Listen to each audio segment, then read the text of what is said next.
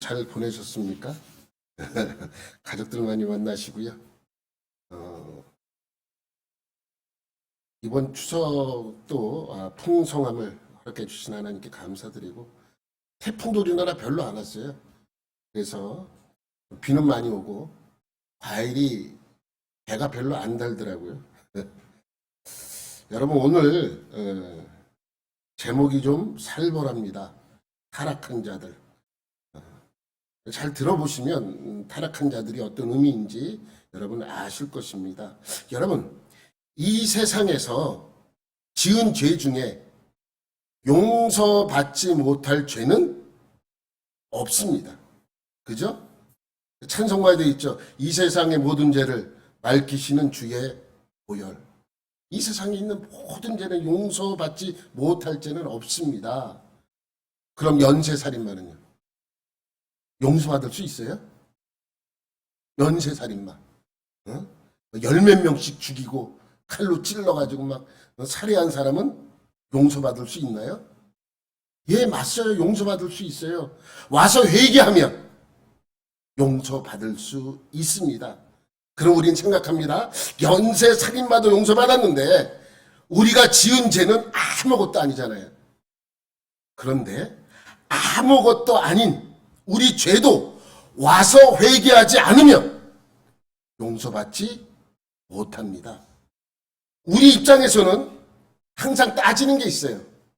죄의 분량이에요. 죄의 분량. 저 사람이 지은 죄는 이따만한 죄를 지었어. 저 사람은 좀 작은 요따만한 죄를 졌어. 그에 비하면 나는 이따만한 죄를 졌기 때문에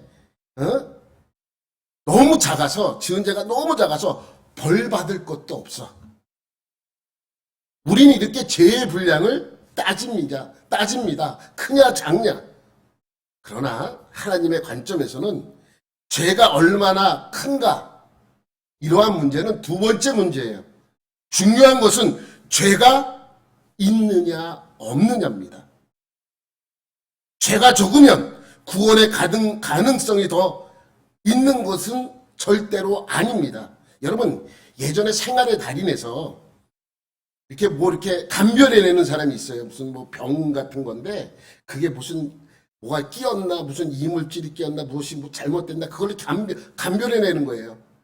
근데 큰 문제가 있으면 우리도 이건 잘못된 거야 라고 구분해낼 수 있습니다. 그런데 이 전문가들은 뭘 찾아내는 거예요? 일반 사람들이 찾아내지 못한 아주 작은 티가 있는 이런 것을 찾아내서 상품으로서 가치가 없다라고 판단돼서 감별해내는 것이죠. 기준이 뭐예요? 조그만 건 괜찮습니까? 아니죠. 좀 큰 것만 문제가 됩니까? 아닙니다. 이들이 감별해낸 건 티가 있느냐 없느냐예요. 티가 크냐 작으냐가 아니야. 요 정도는 괜찮겠지가 아닙니다.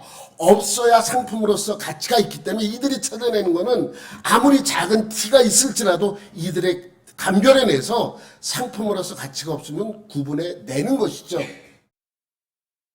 똑같은 거예요. 죄가 있느냐 없느냐.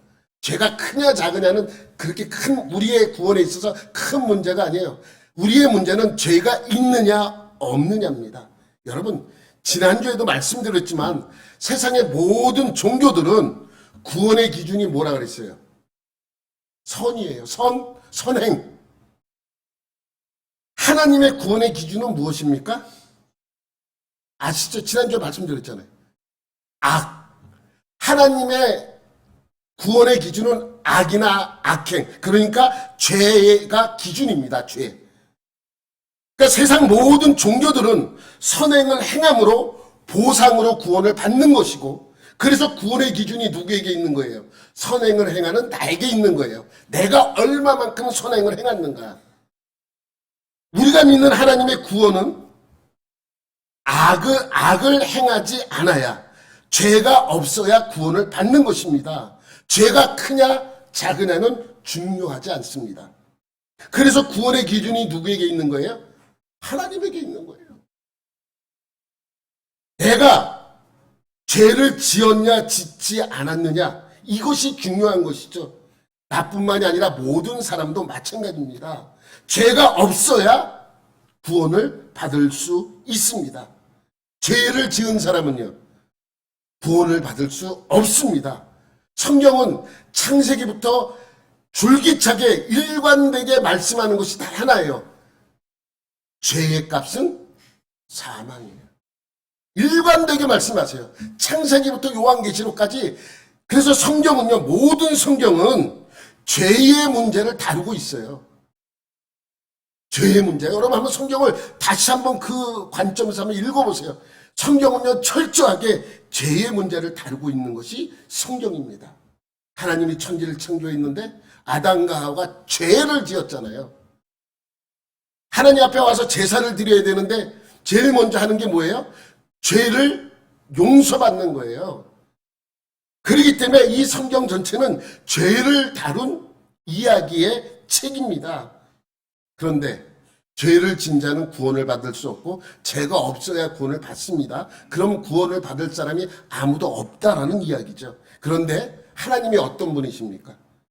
죄가 있는 사람은 죽음으로 죄값을 치러야 하는데 이것이 원칙인데 그러면 구원받을 사람이 없는데 그래서 하나님께서는 구원받을 방법을 우리에게 알려주었습니다. 그 방법이 어떤 거예요? 예? 회개하는데 어떻게 용서받아요? 여러분 착한 일 하는 사람도 다 뭐 때문에 착한 일을 해요? 아 내가 잘못했구나. 이것 때문에 착한 일을 하는 거예요. 여러분 요거를 잘 이해하면 여러분 이해하셔야 돼요. 이해하셔야 돼요. 여러분 다시 한번 설명드릴게요. 회개가 아니에요.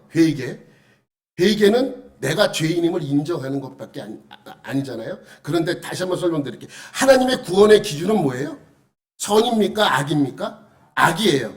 악이 있어야 구원을 받는다는 얘기가 아니라 악이 없어야, 죄가 없어야 구원을 받습니다. 그러면 하나님께서 죄가 없어야 구원을 받는 사람들을 구원받을 수 있는 방법을 알려주었어요. 근데 그 방법이 무엇입니까? 아니야.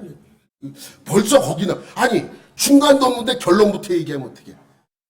중간이 있어. 아니, 무작정 믿습니다 하지 말고 내가 항상 생각을 하라 그랬잖아요.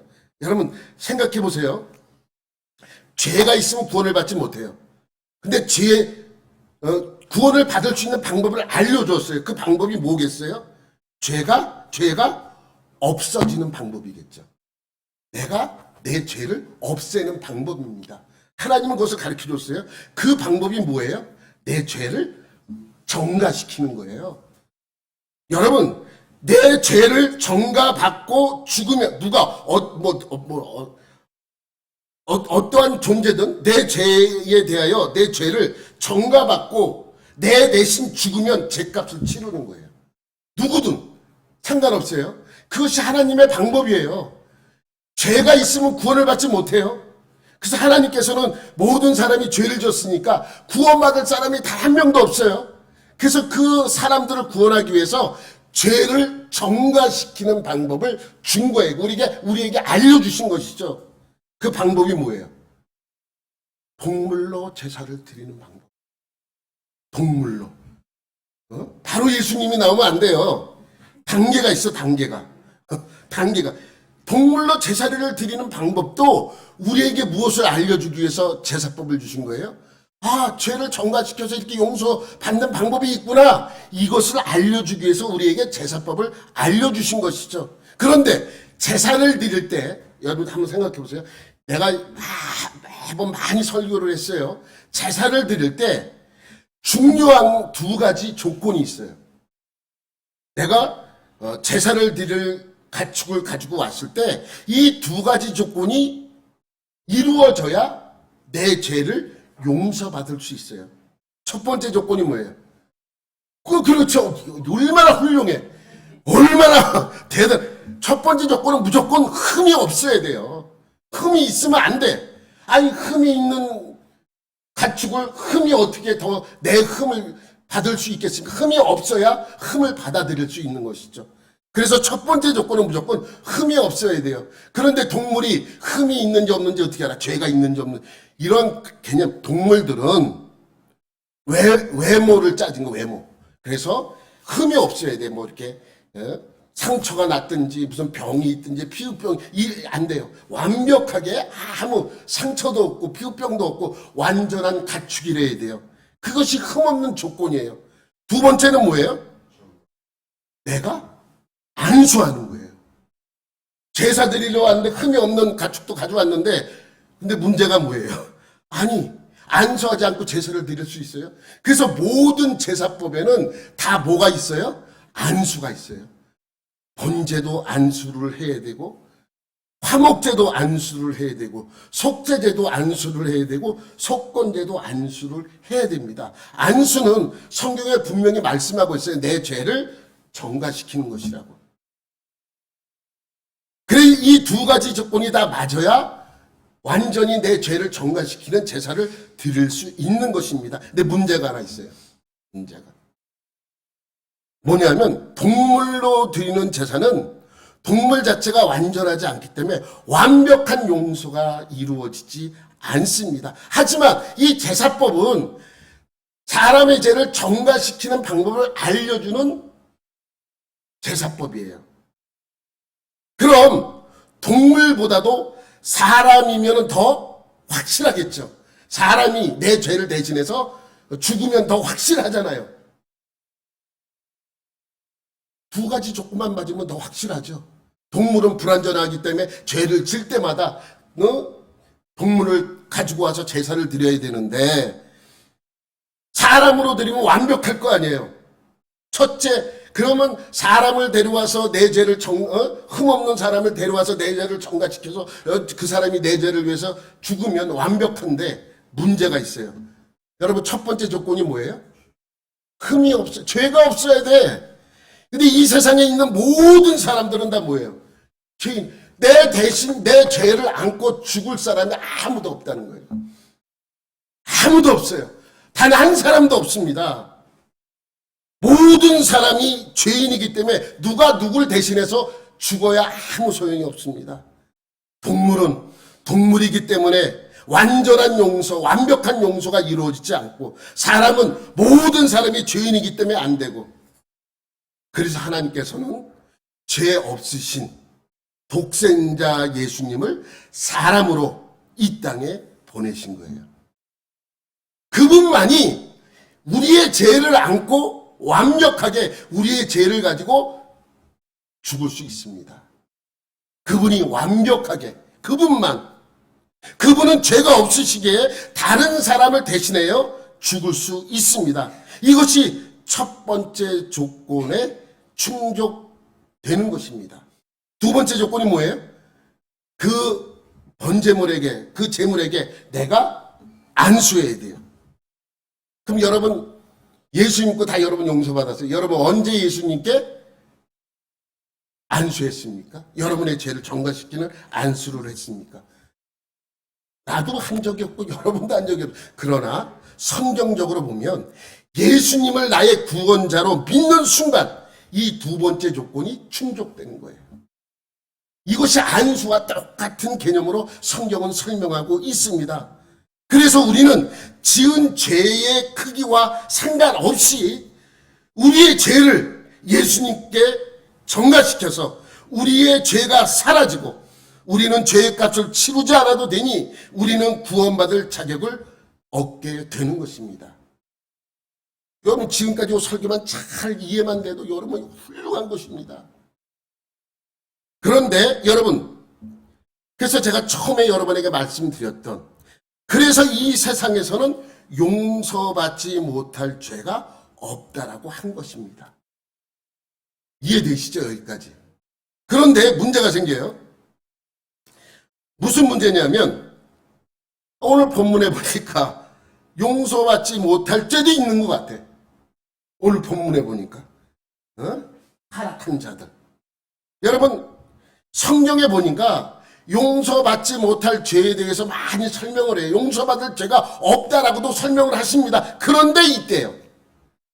성경은 두 번 말씀하세요. 두 번 용서받지 못할 죄에 대해서 언급하고 있습니다. 하나는 오늘 본문 말씀 타락한 자들 넘기면 이게 뭐예요? 타락한 자들은 다시 새롭게 하여 회개할 수 없답니다. 회개해도 소용없다는 것이죠. 그러니까 이 타락한 자들은 뭐예요? 용서받지 못할 자예요. 두 번째는 마태복음에 또 나와요. 마태복음에 이것은 예수님께서 직접 말씀하신 거예요. 이것이 뭐예요? 성령 회방죄, 성령 거역죄입니다. 이것은 예수님이 직접 말씀하셨기 때문에 거부할 수도 없어. 정확하죠?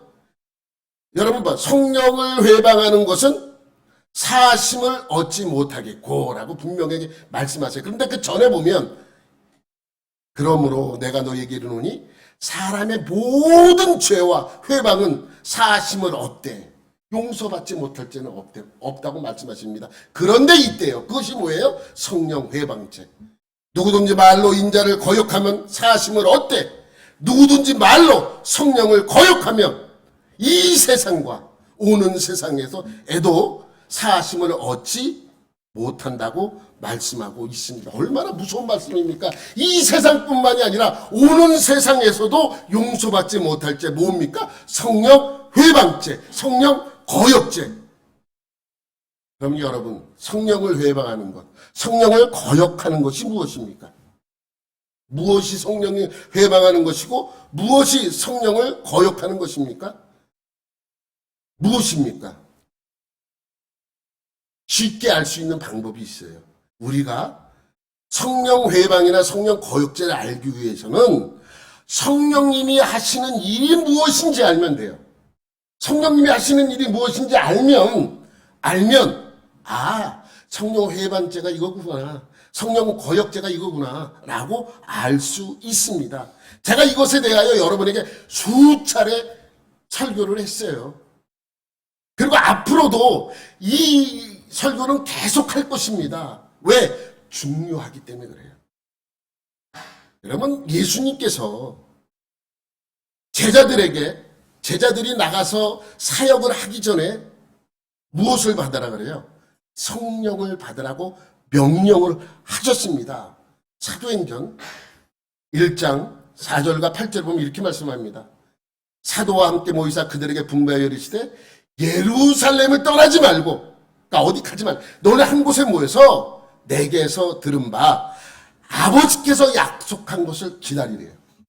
하나님께서 약속한 것을 기다리라. 그러면서 8절에 뭐라고 말씀하세요? 오직 성령이 너에게 임하시면 권능을 받고 예루살렘과 온 유대와 사마리아와 땅까지 이르러 내 증인이 되라고 말씀하고 있습니다.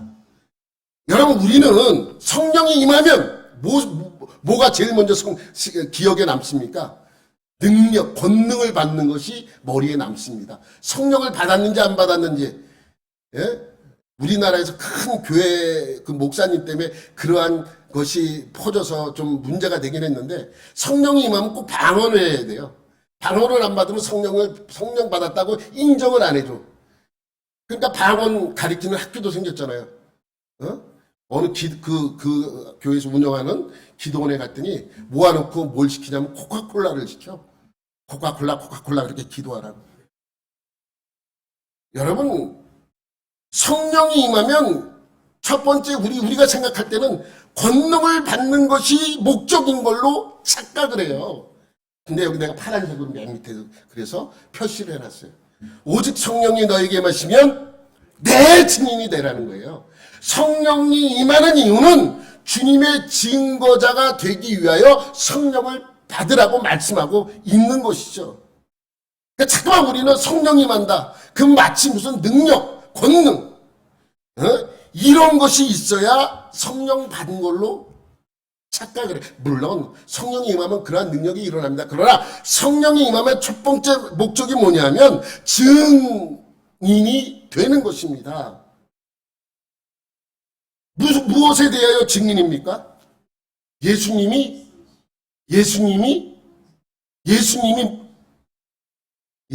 대한 증인, 무엇에 대한 증인이에요? 예수님이 부활하셨다는 증인이에요.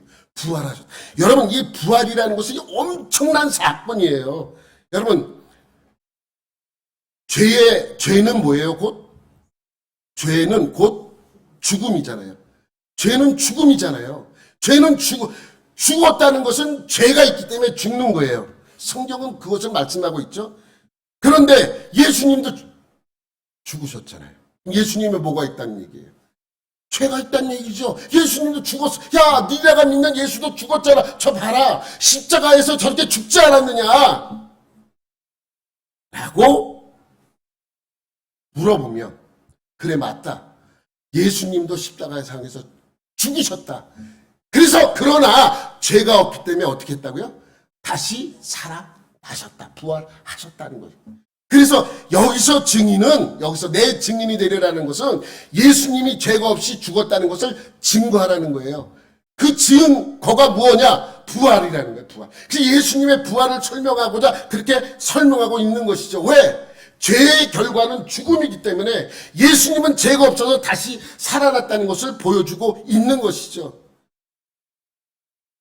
그러니까 성령을 받은 사람은 예수님의 증인이 된다는 것은 성령님의 사역은 예수님을 변호하는 사역입니다. 성령님은 그거예요. 예수님이 부활했다는 것을 증거하는 증인으로서 사람에게 임하는 것이죠. 그래서 성령도 헬라어 원어로 파라크레토스라고 하는데 이 파라크레토스라는 말의 뜻은 변호사라는 뜻입니다. 그러니까 성령님은 예수님의 변호사죠. 우리에게 비록 성령님이 오시지만 우리에게 성령님이 오시면 하시는 일은 뭐예요? 예수님을 변호하는 거예요.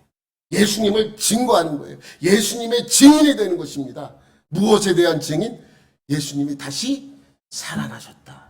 살아나셨다는 것은 뭐예요? 죄가 없으시다라는 것을 강조하는 것입니다. 그러면 성령님이 임했을 때 정말 그들이 그런 사역을 했는가? 했어요. 여러분 보세요. 예수님의 제자들이 이제 전도 사역하기 전에 예수님께서는 명령하신 대로 모여서 기도합니다. 약속한 것을 기다립니다. 그래서 마가의 다락방에 모여서 기도하기 시작하죠. 열흘이 되었어요. 10일이 지났습니다.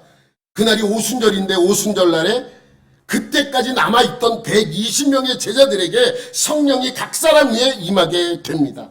그죠? 여러분 잘 아는 사실이죠. 사도행전에 잘 나타나 있으니까. 성령이 임하는 그때 혼란스러웠어요. 성령이 임하면 좀 혼란스럽잖아요. 뭐 기도도 하고 방언 기도도 하고 막 이러니까 혼란스러운 거예요. 그런데 그날이 명절이기 때문에 오순절이라는 명절이기 때문에 주변의 각 나라에서 이제 명절을 지키기 위하여 고향 찾듯이 예루살렘 성전으로 하나님께 제사 드리러 오는 사람 유대인들이 많이 있었어요. 주변 나라에서. 각 나라에서 많은 사람들이 한 3,000명의 사람들이 모여서 그곳에 예루살렘에 온 것이죠. 왔는데 마침 제자들이 그러한 모습, 기도하는 그 모습을 보게 된 것입니다. 근데 막 모여서 기도하고 막 하는데 이상하잖아요. 그들이 방언 기도가 그들이 살고 있는 나라의 언어로 들렸기 때문입니다. 저 말은 내가 이집트에서 쓰던 말인데, 이 말은 내가 소아시아 쪽에서 쓰던 언어인데, 이 사람들이 쓰던 언어인데, 이렇게 들리는 거예요, 각 사람이. 그래서 신기하고도 놀라운 그 일을 보기 위해서 사람들이 주변에 몰려들었어요. 그 사람이 몇 명이라고요? 3,000명입니다. 그때 누가 일어나요? 베드로가 일어나, 베드로가 일어나서 성령 충만함으로 예수님 이후에 역사적인 첫 설교를 하기 시작합니다. 성령님으로 말미암아 하는 첫 설교. 내용이 무엇이에요? 어렵지 않아요? 간단해요. 내가 아까 말씀한 거예요. 예수님이 하나님의 아들이시다. 죄가 없으신 예수님이 우리의 죄를 위하여 십자가에 못 박혀 죄 있는 자처럼 죽으셨다. 하지만 죄가 없기에 부활하셨다. 그래서 우리의 구원자이신 예수님을 믿으면 모두 다 구원을 받을 수 있다. 그러니 너희들도 예수님을 구원자로 믿으라. 라는 설교입니다. 여러분, 성령님의 사역이 은사를 나타내는 거였으면 은사자로서의 모습을 보여줘야 되는데 베드로가 일어나서 첫 번째 한 일이 예수님을 증거하신 일입니다. 그러니까 성령이 임하면 내 증인이 되리라고 하신 그 말씀이 이루어진 것이죠. 예수님의 증인이 된 것입니다. 성령님의 사역은 예수님의 증인이 되는 사역입니다. 그러면 성령 충만은 뭐예요? 충만이란 뜻이 차고 넘친다는 거예요. 성령이 내 안에서 들어와서 차고 넘쳤어요. 차고 넘치면 무슨 일이 일어나요? 주변에 온통 물바다가 되겠죠. 컵에 물을 따르는데 차고 넘쳤어. 물바다가 되는 거예요. 내 안에 성령님이 와서 차고 넘쳤어요. 성령이 차고 넘쳤어. 그럼 은사가 차고 넘치는 게 아니라 우리는 성령 충만 그러면 마치 무슨 죽은 사람이 벌떡벌떡 일어나고 기도할 때마다 방언으로 기도하고 엄청난 능력이 일어나는 것처럼 착각을 하는데 성령 충만하다는 것은 예수의 복음을 전하고 싶은 거예요. 내가 예수를 전하고 싶은데 예수의 복음을 내가 전하고 싶어. 저 사람한테 저 사람 안타까워. 예수 믿으라고 얘기하고 싶은데 그 마음이 안에서 물밀듯이 밀려나오는 그 마음이 성령 충만함입니다. 성령 충만하지 않으면 절대로 복음을 증거하지 않습니다. 그러니까 여러분 성령 충만하다는 것은 예수 믿게 사람들을 전도하고 싶고 예수님의 이야기를 하고 싶고 이런 것들이겠죠. 그런데 이러한 것이 성령님이 하시는 일이라면 성령님을 회방하는 것, 성령님을 거역하는 것이 무엇입니까? 예수님을 증거하지 못하게 하는 것이겠죠. 전도하지 못하게 하는 것이겠죠. 복음 증거를 방해하는 것입니다. 이것이 성령 회방입니다. 그럼 우리는 이렇게 생각할 수 있어요. 이걸 잘 이해를 하셔야 됩니다. 내가 아는 목사님이 어렸을 때 아버지가 엄마 교회를 가면은 교회 가서 예배 드리는 엄마를 머리채를 잡고 나오고 예수 못 믿게 하려고 얼마나 핍박을 했는지 몰라요. 그리고 엄마를 앉혀놓고 아버지가 뭐라고 얘기를 하냐면 야! 너 예수를 택할래? 예수를 남편으로 택할래? 나를 남편으로 택할래? 엄청난 핍박을 했어요. 그럼 그 아버지는 구원을 받을 수 있어요? 없어요? 없어요? 근데 장로가 됐어. 여러분 이것을 그래서 잘 이해를 해야 합니다. 여러분 여기서 성령 회방 거역은 개인을 위주로 하는 것이 아니라 교회를 핍박하는 거예요. 예수의 전파를 막고 조직적으로 예수를 못 믿게 하는 사람들이죠. 그러니까 개인보다 교회를 핍박하는 사람들입니다. 이러한 사람들이죠. 이단이나 교주들. 저는 여기에 해당하는 사람이 이러한 사람들도 해당한다고 봐요. 시진핑. 모든 선교사들을 다 쫓아냈어요. 중국에 있는 선교사들의 90%가 다 추방당했어요. 90% 이상. 김정은, 이 공산주의 정권. 이것이 예수님을 회방하는, 예수 믿는 사람을 다 잡아다 죽이고 다 사형시키고 다 없앴잖아요. 저는 도올 김용옥도 같은 부류라고 봐요. 성경은 열심히 가르쳐. 근데 구원자가 아니래. 이거보다 더 큰 회방하는 거역자가 어디에 있습니까?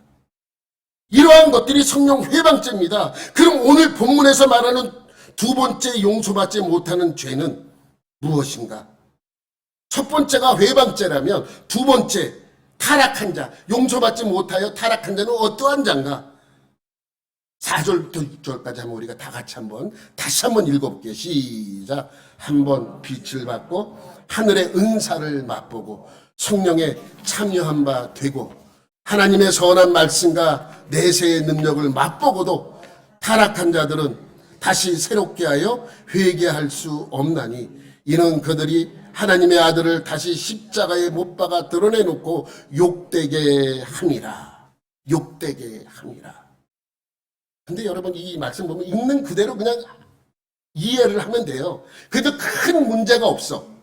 그냥 여러분이 이렇게 읽는 대로 느끼는 대로 받아들여도 아무 문제는 없지만 그래도 수지 갈보리교회 성도인데 제대로 알아야죠.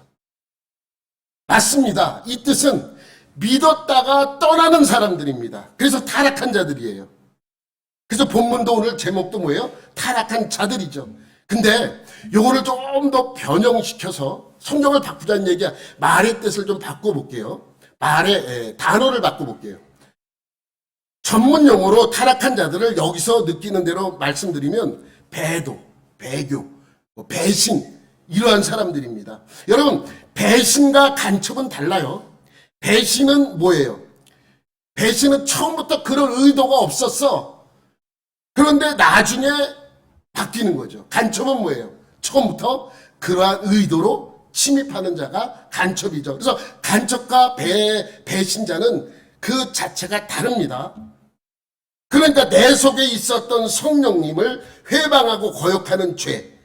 여러분, 제가 이 히브리서를 읽을 때는 항상 중요한 게 있다 그랬어요. 그게 뭐냐면 내가 뭐가 되는 거예요? 유대인이 돼야 돼요. 근데 유대인이 그냥 유대인이 되면 안 되고 히브리서가 쓰여질 당시의 유대인이 되어야 합니다. 그래서 이걸 잘 이해를 하셔야 되는데 아까 여러분이 이걸 읽으면서 느꼈던 그것을 그렇게 해석을 해도 큰 문제는 없습니다. 근데 좀 더 정확하게 이것을 이해하려면 이렇게 이해하면 됩니다. 4절 넘겨보세요. 한 번 빛을 받고 이게 무슨 소리예요? 이게 헬라어의 의미의 이 속뜻은 가르침을 받았다는 거예요. 여러분 누가 날 뭘 가르쳐줄 때 번뜩인다 그러잖아요. 번뜩. 그렇지 이거구나. 이거를 헬라적으로 어떠한 지식으로 어떤 것을 깨달음을 얻을 때 빛을 받았다고 이렇게 설명해요. 빛을 받았다.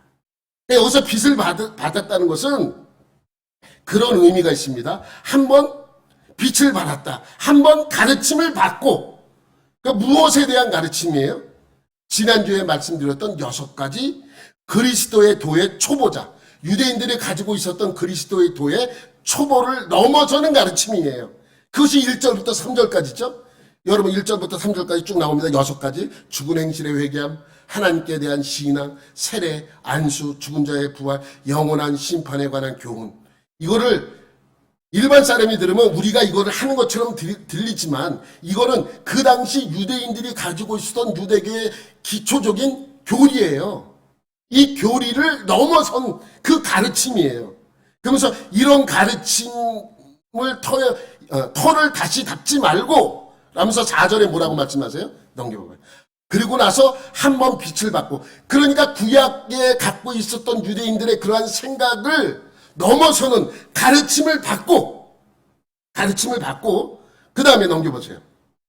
하늘의 은사를 맛보고, 여기서 이제 우리가 착각을 하는 경우가 많아요. 이 하늘의 은사가 마치 성령의 은사로 설명하는 사람들이 있죠. 성령의 은사가 아니에요. 성령의 은사로 해석하는 이유가 뭐냐면 그 다음에 성령에 참여한 바 되고 이렇게 나오기 때문에 이 하늘의 은사를 성령의 은사로 맞물려서 이해를 하기 때문에 그렇습니다. 그런데 여러분, 은사라는 말이 영어로 뭐예요? 영어. 나도 영어 뭐 그렇게 좋아하지 않는데 기프트라 그러잖아요. 기프트. 선물이에요. 선물. 성령이 주시는 선물을 성령의 은사라 그래요. 하늘의 은사는 하늘에서 내려온 선물이에요. 하늘에서 내려온 선물은 성령의 선물과 다릅니다. 그럼 여기서 말하는 하늘의 은사, 하늘에서 내려온 선물은 무엇인가? 바로 구원자이신 예수님입니다. 이거예요. 구약의 가르침 속에서 그 기초적인 가르침에서 새롭게 빛을 받고 가르침을 받고 예수 그리스도의 선물, 예수 그리스도의 하늘에서 내려온 선물, 구원자이신 예수님을 경험하고, 그러니까 구약의 가르침 속에서 예수님을 경험하고 성령에 참여한 바 되고, 성령에 참여한 바 되고는 뭐예요? 이 참여라는 말이 넘겨봐봐요. 그렇죠. 성령에 참여라는 이 참여라는 단어가 동반자라는 뜻이에요. 성령에 참여한 자가 은사를 행하고 이런 의미가 아니고 성령이 하시는 일이 아까 뭐라 그랬어요? 예수님을 증거하는 사역이라고 말씀을 드렸습니다. 그러니까 여기서 성령의 동반자가 되었다는 것은 성령이 하시는 일에 함께 동참했다는 의미입니다. 그러니까 성령이 하시는 일에 동참했다는 것은 뭘 했다는 얘기예요? 열심히 전도했다는 얘기입니다. 그러니까 구약의 가르침 속에서 새롭게 가르침을 받아서 예수님이 누구라는 것을 알고 그분이 우리에게 주신 하늘의 선물이라는 것을 깨닫고, 그래서 성령이 하시는 일, 예수님의 전도에 열심히 참여해서 전도를 했는데 라는 뜻이죠. 그러고 나서 5절에 뭐라 그래요? 하나님의 선한 말씀과 이렇게 나와요. 하나님의 선한 말씀. 여러분 이 선한 말씀을 잘 이해를 하셔야 돼요. 하나님의 선한 말씀이 뭐예요? 이게 구약의 말씀 아니냐. 구약의 말씀을 뭐를 증거하는 거예요? 예수님을 증거하잖아요. 근데 이 말씀은 예레미야서 33장의 말씀을 인용한 거예요. 여호와의 말씀이니라. 보라 내가 이스라엘 집과 유다 집에 대하여 일러준 선한 말을 성취할 날이 이르리니. 그래서 선한 말이 나오잖아요. 그 선한 말이 15절이에요. 그날 그때 내가 다윗에게서 한 공의로운 가지가 나게 하리니 그가 이 땅에 정의와 공의를 실행할 것이다. 선한 말이 뭐예요? 예수님의 메시아의 예언된 말씀이죠. 예? 다시 하나님의 선한 말씀, 구약에 예언된 예수 메시아의 그 말씀과 내세의 능력을 맛보고도 내세의 능력이 우리가 갈 천국의 능력을 맛보는 것이 아니라 뭐냐면 내세의 능력이라는 것은 그 이후에 신약 시대를 의미해요. 앞으로 도래할 이 나라, 이 땅. 그러니까 이 5절 말씀은 이거예요. 뭐냐면 구약에 예언된 말씀이 이루어지는 것을 내가 경험하고도 구약에 예언된 말씀을 이루어졌잖아요. 그리고 신약에 그것이 전파되는 것을 내가 직접 경험했잖아요. 여러분 요거 이렇게 넘겨봐요. 넘겨봐봐요. 또 넘겨봐봐. 그렇지 이걸 내가 의역을 했어요. 의역. 이건 그러니까 의역이에요. 말 그대로 의역. 하나님의 선한 말씀과 내세의 능력을 맛보고도라는 것은 구약의 메시아에 대한 예언의 말씀이 이루어지는 세상을 직접 경험하고도 경험했잖아요. 이것을 여러분 잘 이해를 하면 어려운 내용은 아닙니다. 그러니까 이것을 경험한 사람이니까 가짜로 믿은 사람이 아니에요. 진짜로 믿은 사람이에요. 그리고 정말로 거듭난 사람을 의미합니다. 그리고 나서 6절에 뭐라고 시작을 해요? 이거를 경험하고도 타락한 자들은 이걸 경험하고도 타락한 자들은 그러니까 진짜로 믿었던 사람이 배교한 사람들이죠. 배신한 사람들이에요. 여기서 타락은 일반 죄를 말씀하는 것이 아닙니다. 배신하는 죄를 말씀하는 거예요. 그러니까 타락한 죄는 우리가 그냥 죄를 진 사람을 타락했다 그러는데 타락의 의미는 그런 의미가 아니잖아요. 여러분 어떤 사람이 깡패야. 저 사람은 깡패인데 타락했나 봐. 그러면 깡패 짓을 한다는 거예요? 안 한다는 거예요? 깡패가 타락을 했어. 깡패 짓을 해야지 정상인데 깡패가 타락했다는 의미가 뭐예요? 그 일을 안 한다는 이야기잖아요. 타락한다는 것은 그러니까 하던 일을 멈추고 다른 곳으로 향하는 거예요. 그러니까 우리는 그것을 죄라고 보는데 사실은 그 의미는 더 넓은 것이죠. 타락한 자들은 이라는 말은. 그러니까 정말로 믿었던 이 사람이 전도도 열심히 했던 이 사람이 예수님을 버리고 하나님을 버리고 떠났다는 것이죠. 그러니까 개인의 이 개인의 소소한 죄를 의미하는 것이 아니고 배교 문제를 다루고 있는 것입니다. 배신. 여러분 제가 히브리서를 설교하면서 아까도 말씀드렸지만 제일 중요한 것이 히브리서를 이해하려면 내가 유대인이 되어야 한다고 말씀을 드렸습니다. 근데 그냥 유대인이 아니라 히브리서가 쓰여질 당시에 유대인의 상황을 아셔야 한다는 것이죠. 로마 교회는 막 부흥하고 있었어요. 히브리가 예수님이 십자가에 못 박히신 이후에 신약 시대의 제자들이 복음을 막 전하면서 로마 교회는 나름 많은 부흥을 이루었습니다. 그래서 교회 안에는 유대 그리스도인들의 비율이 꽤 높았어요. 그때 로마 안에서 뭐가 일어나요? 큰 불이 일어납니다. 로마시 안에서 큰 불이 일어나요. 모든 책임을 네로 황제에게 돌아갑니다. 그러니까 네로 황제는 책임을 회피하기 위해서 화재의 원인을 기독교인으로 몰아갑니다. 그러자 기독교인들의 무차별적인 박해가 시작이 되는 거예요.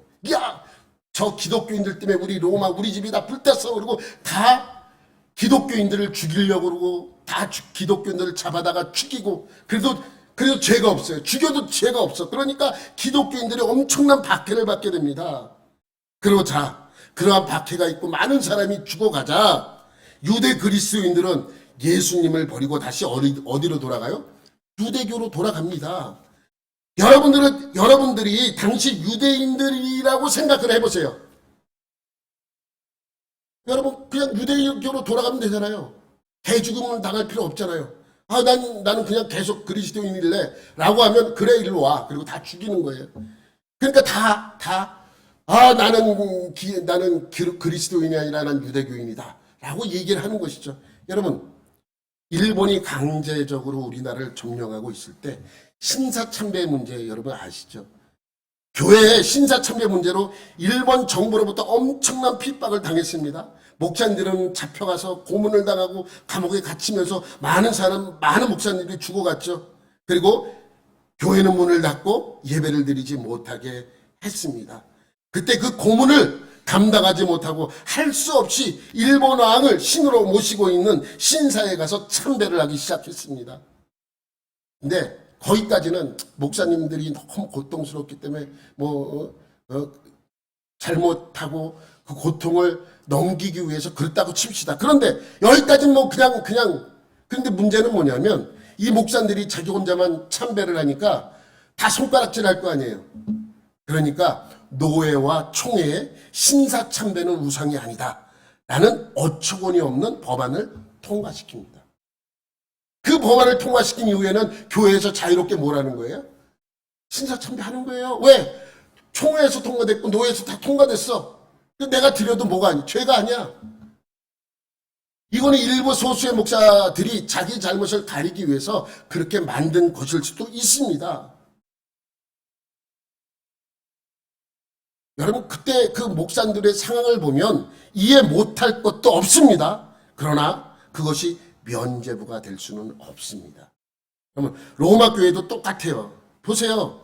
그것이 죄라는 것을 밝히고 그것을 하면 안 된다고 유대교로 돌아가면 안 된다고 하는 그 내용이 바로 히브리서예요.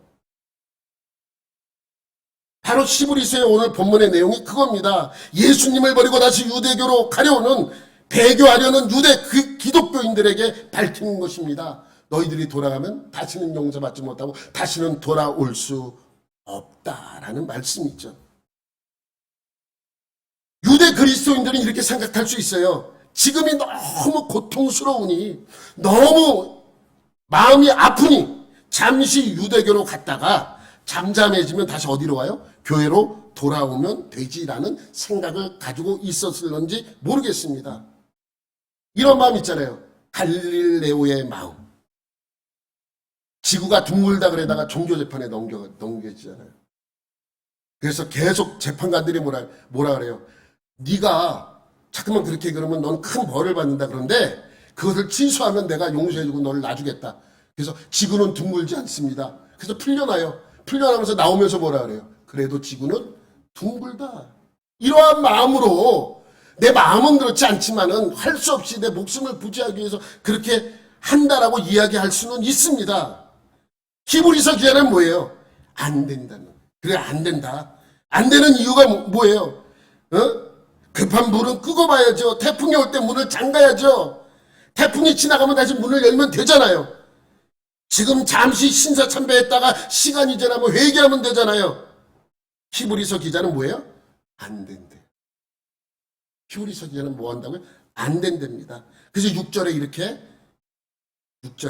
설명 6절만 시작.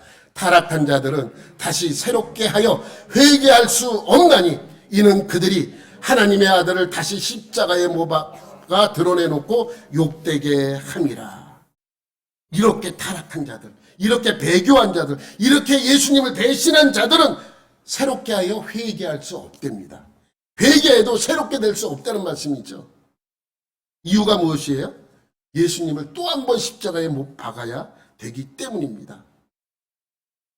히브리서 기자는 이렇게 강하게 말씀한 이유가 무엇입니까? 여러분, 당시 배교할 당시에 얘가 정말 교회를 다니나 안 다니나 확인하기 위해서 뭘 시켜요? 예수님을 욕하게 시킵니다. 예수님을 향하여 욕하게 하는 거예요. 욕하게 만드는 거예요. 그리고 예수님을 대협작꾼으로 몰아세우도록 하는 것입니다. 그러면 정말 내가 신앙을 갖고 있으면 여러분 예수님에게 요구할 수 있어요? 여러분 6.25 때 이런 일이 있었대요. 인민군이 어느 마을에 가서 이제 죽여야 되는데 다 죽일 수는 없으니까 교회를 다니는 사람들을 죽여야 되는데 이게 구분이 안 되는 거예요. 그러니까 다 교회 안 다닌다고 하고 막 이러니까. 근데 그 마을이 전통적으로 신앙이 좋은 마을로 유명했기 때문에 분명히 예수 믿는 사람이 있을 거라고 생각한 인민군이 어떻게 합니까? 예수님의 사진을 갖다 놔요. 그러니까 그것을 밟고 집 밟고 지나가게. 그냥 밟는 정도가 아니라 집 밟고 지나가게 합니다. 이게 그 진짜 있었던 일인지 아닌지는 모르겠어요. 예화로 어떤 목사님이 하는 이야기를 제가 들은 적이 있습니다. 한 꼬마가 예수님이 그 밟히는 모습을 보고 뛰어가서 그 사진을 닦고 몸으로 품고 있었다는 그 이야기죠. 여러분, 배교할 때, 배교나 또 자기가 예수쟁이가 아니라는 것을 보여주기 위하여 사람들이 욕을 시킬 때 예수님을 향하여 욕하는 그러한 모습이 너무나도 많았습니다. 그것을 히브리 기자는 지적하는 것입니다. 그렇게 타락하면, 그렇게 배교하면, 그렇게 배신하면 다시 돌아와서 예수님을 구원자로 고백할 수 있느냐라는 것입니다. 한 번 그렇게 예수님이 나를 십자가에 못 박혔다는 사실을 믿고 예수님이 나의 구원자를 믿었는데 다시 배교를 했다가 돌아온들 예수님을 다시 한번 십자가에 못 박는 결과가 얻어지게 되는 거기 때문에 용서받을 수 없다라고 설명하고 있는 것이죠. 여러분, 제가 여러분에게 몇 번씩이나 히브리서를 이해하기 위해서는 유대인이 되라는 말씀을 여러분에게 했습니다. 근데 이 말씀이 지금 배교하는 유대인에게만 해당하는 말씀이 아닙니다. 그래, 유대인들에게 하는 말씀이지. 아니에요. 지금도 한번 빚을 받고 하늘의 은사를 맛보고 성령에 참여한 바 되고 하나님의 선한 말씀과 내세의 능력을 맛보고도 타락한 자들이 있습니다. 많은 박태선이 천부교의 박태선이. 저는 잘 모르겠어요. 책으로만 봐서 그 사람을 한 번도 본 적이 없어. 사진으로만 봤어요. 잘생겼어요. 등치도 크고. 근데 모르겠어요. 근데 들은 얘기인데 한강 백사장에서 부흥회를 하면 목발이 트럭채 나갔다. 그만큼 능력이 있었다는 거 아니에요? 그러면 하나님께 그만큼 쓰임받았다는 거 아니에요? 하나님이 괜히 쓰임받았겠어요? 그만큼 능력이 있고 쓰임받았고 복음을 증거했던 자라면 이렇게 경험한 자 아니에요? 그런데 어떻게 해요? 타락했어요. 네? 제가 있었던 교회에 믿음 좋은 남자 집사님이 계세요. 성가대도 참여하고 교회에 무슨 일만 있으면 나가서 앞장서 일하고 전도도 하고 막 이랬던 사람인데 어느 날 안 보였어요. 한참 안 보였는데 어떤 다른 목사님이 와서 저한테 그분이 안상용 증인의 하나님의 교회로 갔다고. 여러분 지금도요. 예수를 잘 믿고 신앙생활 열심히 하다가 순간적으로 바뀌는 사람들이 있죠. 이단에 빠지는 사람들이 많이 있습니다. 이런 사람들도 이 말씀을 봐야 하는 것이죠. 이 사람들은 무슨 고난이나 핍박 때문에 간 건 아니죠. 좀 더 좋은 거, 좀 더 참된 것을 찾다 보니까 그것이 진리인 줄 알고 가는데 진리는 다른 것이 없습니다. 오로지 예수님만이 진리예요. 왜냐하면 안상홍은 부활하지 못했어요. 안상홍은 부활하지 못했어요. 문선명이도 부활하지 못했어요. 박서선이 죽었는데 부활하지 못했어요. 부활하지 못하고 죽었다는 것은 뭡니까? 죄인이라는 거예요. 그래서 나의 증인이 되라는 것은 예수님이 죄가 없으시기 때문에 부활하셨다는 것을 증거하는 것이 증인입니다. 여러분, 단호하게 여러분에게 말씀드립니다. 예수 외에는 어떠한 구원자도 없고 예수 외에는 모든 사람은 다 죄인이다라는 거예요. 예수님만이 하나님의 아들로서 죄 없으신 상태로 이 땅에 오셨고 그분이 우리의 죄를 다 담당하셨고 그렇기 때문에 우리는 우리의 죄가 용서함을 받았기 때문에 구원에 이르게 되는 것입니다. 여러분들은 마지막까지 신앙을 온전히 지켜 하나님을 기뻐하시는 하나님의 자녀들이 되시기를 예수님의 이름으로 축원합니다. 하나님 아버지 감사합니다. 오늘도 또 이렇게 주일을 맞이하여 주님 앞에 나왔습니다. 로마 시대에 신앙을 지켰던 그 많은 사람들처럼 우리도 끝까지 예수의 신앙을 지키는 하나님의 자녀들이 되게 인도하여 주시고 붙들어 주옵소서. 우리에게 향한 하나님의 사랑을 다시 한번 경험하게 해주시고 하나님에게 가까이 나가는 믿음의 백성들이 되게 하여 주옵소서. 모든 것 감사드리며 예수님의 이름으로 기도드립니다. 아멘.